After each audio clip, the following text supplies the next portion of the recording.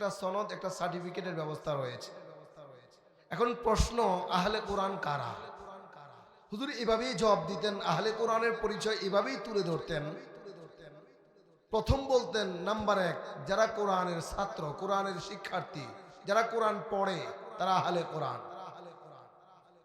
Number 2, যারা কোরআন পড়ায়, শর্ত রব্বে কাবার রেজামন্দির জন্য, সন্তুষ্টি অর্জনের জন্য যারা কোরআন পড়ে, যারা কোরআন পড়ায়।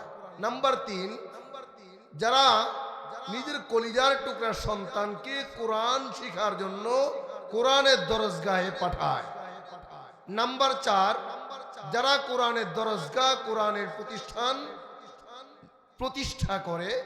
নাম্বার 5, যারা কোরআনের প্রতিষ্ঠানকে টিকিয়ে রাখার জন্য চেষ্টা করে, প্রচেষ্টা করে, মেহনত করে, অর্থ ব্যয় করে। নাম্বার 6, যারা কোরআন ওয়ালাদেরকে মুহাব্বত করে, ভালোবাসে, কোরআনের শিক্ষার্থীদেরকে স্নেহ করে, আর কোরআন হামিলে কোরআন, হাফেজে কোরআন, তাদেরকে তাজিম করে, কদরদারি করে। এই 6 ধরনের ব্যাখ্যা ওস্তাদজি দিতেন। কায়েদে মিল্লাত আল্লামা জুনায়েদ বাবনগরী রাহিমাহুল্লাহ আহলে কোরআনের যে বিশ্লেষণ দিয়েছেন, এই বিশ্লেষণ মোতাবেক আমরা এখানে যারা রয়েছি, আমরা সকলেই আহলে কোরআন, আমরা সকলেই এই কথার অন্তর্ভুক্ত। আমরা কেউ কোরআনের ছাত্র, কেউ কোরআনের শিক্ষক, কেউ কোরআনের দরজগাহ কায়েম করেছি, কেউ কোরআনের দরজগায় সাহায্য সহযোগিতা, বুদ্ধি, পরামর্শ, দিক নির্দেশনা দিয়ে আসছি। আবার কেউ কেউ নিজের কলিজার টুকরা সন্তানকে এই কোরআনের মার্কাজে ভর্তি করিয়েছি। আর সর্বশেষ আমরা সকলেই কোরআন ওয়ালাদেরকে মুহাব্বত করি, কোরআন ওয়ালাদেরকে ভালোবাসি। যদি এই 6 গুণে গুণান্বিত হতে পারি, উস্তাদ মুহতারাম বলতেন, তাহলে তুমি অবশ্যই অবশ্যই আহলে কোরআনের অন্তর্ভুক্ত হতে পারবে। এখন প্রশ্ন, আহলে কোরআনের অন্তর্ভুক্ত হলে লাভ কি? উস্তাদ মুহতারাম কায়েদে মিল্লাত আল্লামা জুনায়েদ বাবনগরী রাহিমাহুল্লাহ উনি বলতেন, তুমি যদি জমিনে এই 6 গুণে গুণান্বিত হয়ে আহলে কোরআনের অন্তর্ভুক্ত হতে পারো, তাহলে রব্বে কাবা তোমার জন্য একটা সনদ, একটা সার্টিফিকেট, একটা আইডি কার্ডের ব্যবস্থা রাখবেন। তা কি? তা হচ্ছে আহলুল্লাহি ওয়া খাসাতু। রব্বে কাবা তোমার গলার মধ্যে আল্লাহ তাআলার খাস পরিবারের সনদ, সার্টিফিকেট, আইডি কার্ড ঝুলিয়ে দিবেন। যদি তোমার গলায় রব্বে কাবার খাস পরিবারের আইডি কার্ড, সনদ, সার্টিফিকেট থাকে, উস্তাদ মুহতারাম বলতেন, মুনকার নাকির আসলেও তোমার পেরেশানি নাই, মিজানের নেকির, মিজানের পাল্লার ধারে গেলেও তোমার পেরেশানি নাই, পুলসিরাতে পারে যাবে, ওখানেও পেরেশানি নাই। ফেরেশতারা তোমাকে আহলান সাহলান জানিয়ে জান্নাতের মেহমান বানিয়ে তোমাকে জান্নাতে দাখিল করায়। এই জন্য প্যারে হাজিরিন, আমি সকলের কাছে বিনয়ের সাথে আরজ করব, রব্বে কাবা যেন আমাদের সকলকে এই 6 গুণে গুণান্বিত হওয়ার মতো তৌফিক দান করেন। হয়তো কোরআনের ছাত্র বনবো পারিনি, কোরআন, হ্যাঁ, যারা কোরআনের ছাত্র হয়েছি, কোরআন শিখেছি, কোরআনকে সিনায় ধারণ করেছি, রব্বে কাবা যাদের সিনাতে এই কোরআনকে সংরক্ষণ করেছেন, হেফাজত করেছেন, কোরআনের দরস তাদরিসের সাথে সম্পৃক্ত থাকার চেষ্টা করব। পাশাপাশি যাদেরকে রব্বে কাবা সন্তান দিয়েছেন, ছেলে হোক মেয়ে হোক, কমপক্ষে প্রাক প্রাথমিক শিক্ষা, বুনিয়াদী শিক্ষা, ফাউন্ডেশন শিক্ষা যেন কোরআনের শিক্ষায় শিক্ষিত করতে পারি, চেষ্টা করে যাব। এরপরে যাদের সামর্থ্য রয়েছে, দেখেন আলমানহাল আজকে ভাড়া জায়গায় অবস্থিত, যাদের সামর্থ্য রয়েছে, যাদের জায়গা রয়েছে, অডেল সম্পদ দিয়েছেন, হ্যাঁ, রব্বে কাবার পক্ষ থেকে যখন ডাক আসবে এই সম্পদ রেখেই কিন্তু চলে যাব। এই জন্য আমি তাদেরকে অনুরোধ করব, আলমানহালের মতো মাদারিসে কওমিয়া, মাদারিসে দ্বীনিয়া যে প্রতিষ্ঠানগুলো কোরআনের বৃহৎ পরিসরে খেদমত আঞ্জাম দিয়ে যাচ্ছে, তাদের জন্য এক টুকরা জায়গার ব্যবস্থা করে দিব। পাশাপাশি 4 নম্বর যেটা বলেছি, হ্যাঁ, যদি সুযোগ থাকে অর্থ দিয়ে তা নাই, শ্রম দিয়ে তা নাই, বুদ্ধি দিয়ে, পরামর্শ দিয়ে, দিক নির্দেশনা দিয়ে, পাশে থেকে সাহস দিয়ে ওলামায়ে কেরাম যারা এই দরস তাদরিসের ইন্তজামগুলো করেছেন, মাদারিসে কওমিয়াগুলো, মাদারিসে দ্বীনিয়াগুলো পরিচালনা করে আসতেছেন, তাদেরকে সাহস যোগাবো, তাদেরকে সহযোগিতা করব, তাদের পাশে থাকার চেষ্টা করব। সর্বোপরি সর্বশেষ আমরা সকলেই কোরআন ওয়ালাদেরকে মুহাব্বত করব, কোরআন ওয়ালাদেরকে ভালোবাসবো। এই আলমানহালের যে সকল কোরআনের শিক্ষার্থী, এই কোরআনের পাখিগুলো যখন দেখব রাস্তায় হাটে যাওয়ার সময় মাথায় হাত বুলিয়ে দিব, তাদের সাথে সুন্দরভাবে কথা বলবো, তাদের জন্য দোয়া করব।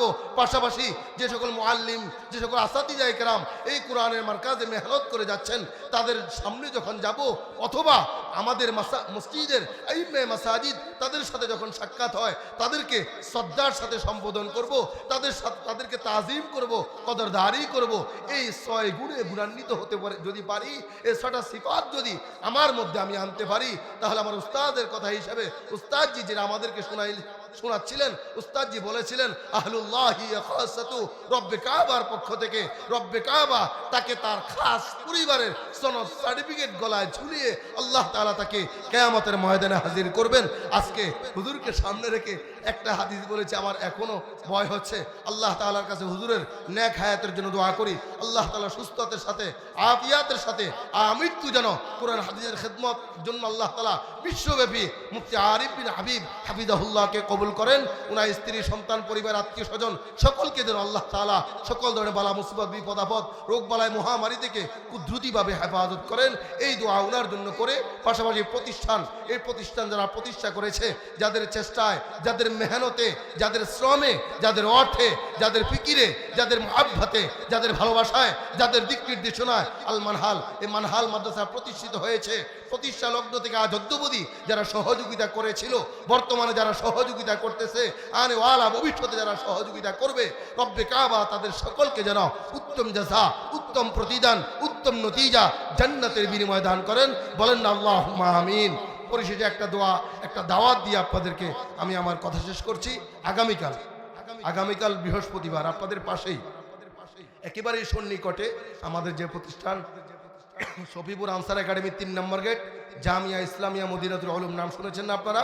3 দিন ব্যাপী মাহফিলে কারা কারা গিয়েছিলেন দেখি? মাশাআল্লাহ, অনেকে গিয়েছেন মাশাআল্লাহ। আগামীকাল আমাদের মাদ্রাসার যারা হাফিজুল কোরআন হয়েছে তাদের খতমে কোরআন, যারা দাওরা হাদিস মাস্টার্স সমাপন করেছে তাদের খতমে বুখারী অনুষ্ঠান আগামীকাল বাদ আল আসর থেকে আসা পর্যন্ত হবে।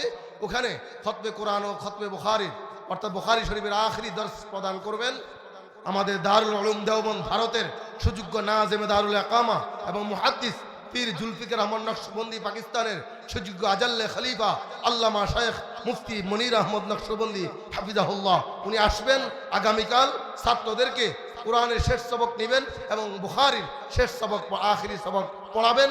পাশাপাশি বাদাল মাগরিবের পরপরই বয়ান করবেন আপনাদের সকলের প্রিয় বক্তা, সুদূর পাকিস্তান থেকে আগত শেখ হাফেজ হাবিবুল্লাহ আরমানি, পাকিস্তান, নাম শুনেছেন আপনারা?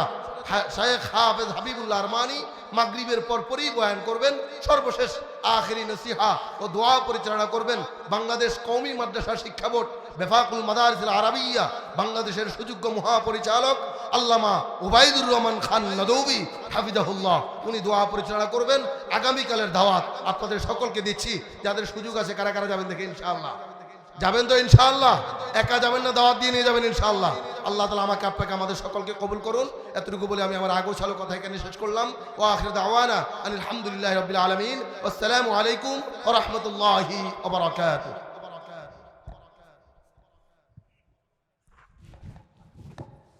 অসংখ্য শুকরিয়া জ্ঞাপন করছি হযরতুল আল্লাহ হযরত মাওলানা গাজী মাহমুদ সাহেবের সংক্ষিপ্ত সময়ের মাঝে গোছালো এত সুন্দর আলোচনা পেশ করার জন্য।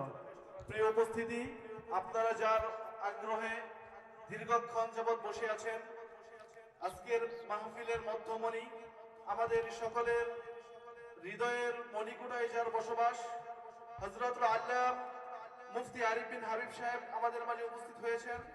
হযরত আমাদের মাঝে গুরুত্বপূর্ণ তাকরীর পেশ করবেন। এই পর্যায়ে আপনাদের সম্মুখে কুরআন এবং হাদিস থেকে গুরুত্বপূর্ণ আলোচনা পেশ করছেন হযরত মাওলানা মুফতি আরিফ বিন হাবিব। আমি হযরতকে গুরুত্বপূর্ণ তাকরীর পেশ করার জন্য সবিনয় অনুরোধ করছি। আসসালামু আলাইকুম ওয়া রাহমাতুল্লাহি ওয়া বারাকাতুহু।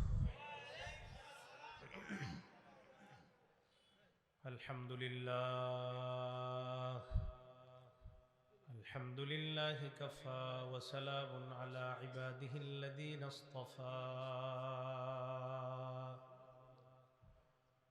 আম্মা বা'দু ফাআউযু বিল্লাহি মিনাশ শাইতানির রাজীম।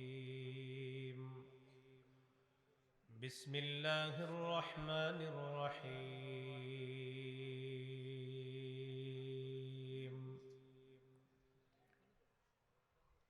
ادع إلى سبيل ربك بالحكمة والموعظة الحسنة وجادلهم بالتي هي أحسن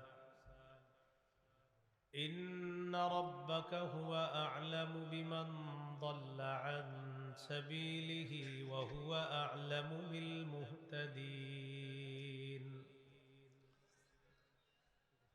وقال رسول الله صلى الله عليه وسلم بلغوا عني ولو آية أو كما قال عليه الصلاة والسلام اللهم صل على محمد وعلى آل محمد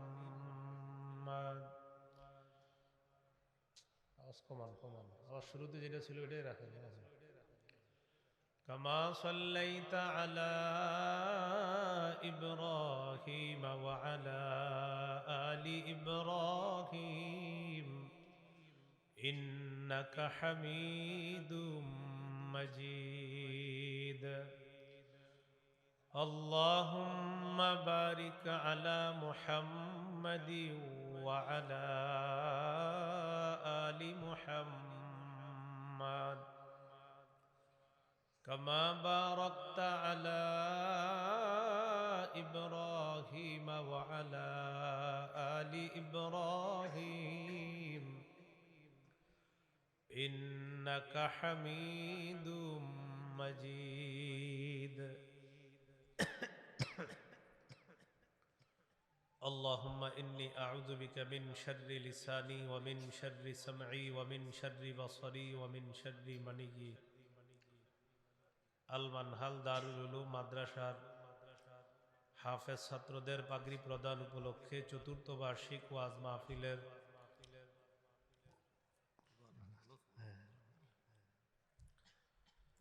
বিশিষ্ট খলিফা মহিউস সুন্নাহ আল্লামা শাহ আবরারুল হক রহমতুল্লাহ আলাইহির সম্মানিত বিশিষ্ট খলিফা শেখুল হাদিস মুফতি মনসুরুল হক দামাত বরকাতুহুম শেখুল হাদিস প্রধান মুফতি জামিয়া রহমানিয়া আরাবিয়া মোহাম্মদপুর ঢাকা গুরুত্বপূর্ণ আলোচনা করেছেন মাওলানা গাজী আল মাহমুদ মুফতি আব্দুল আজিজ মক্কি মুফতি আমদাদুল হক সালেহি হাফেজ আবু ইউসুফ আজিজি হাফেজ মাওলানা নুরুল্লাহ বিশেষ অতিথিবৃন্দ আমন্ত্রিত হযরত উলামায়ে কেরাম প্রধান অতিথি জনাব মোহাম্মদ হুমায়ুন কবির খান শ্রম বিষয়ক সহ